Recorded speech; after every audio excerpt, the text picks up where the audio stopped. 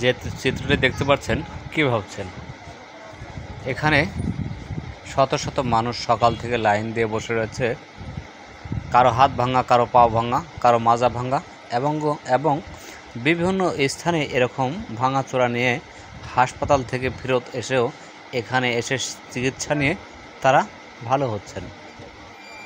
এখানে একজন কবিরাজ আছে যার মাধ্যমে এখানে গাছ দিয়ে চিকিৎসা করা হয়। যেখানে ভাঙা স্থান সেখানে একটু তেল দিয়ে একটি গাছের পাতা দিয়ে প্রলেপ দিয়ে রাখে এবং তাদের কিছু নিয়ম নীতি আছে, সেগুলো মেনটেন করে চললেই দেখা যায় 3 সপ্তাহের ভিতরে যত বড় ভাঙাই হোক সেগুলো সেরে যায়।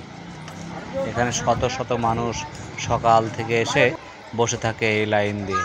এখানকার ফিস নেওয়া হয় মাত্র প্রথমবারের মতো নতুনদের জন্য 400 টাকা এবং দ্বিতীয় সপ্তাহে গেলে তাদের কাছ থেকে নেওয়া হয় 100 টাকা।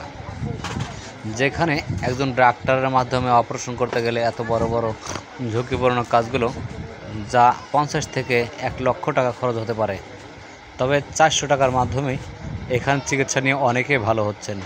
অনেকে এসেছেন অ্যাম্বুলেন্স করে, যারা একেবারেই অচল হয়ে পড়েছেন, যেখানে ডাক্তারের কাছে গেলে লক্ষ লক্ষ টাকার কথা বলেছেন, তারাও কিন্তু এখানে চিকিৎসা নেওয়ার জন্য এসেছে।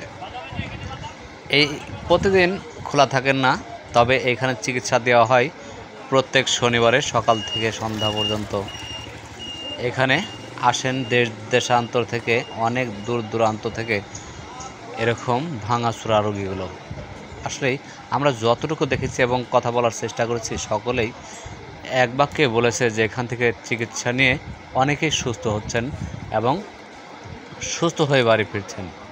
তবে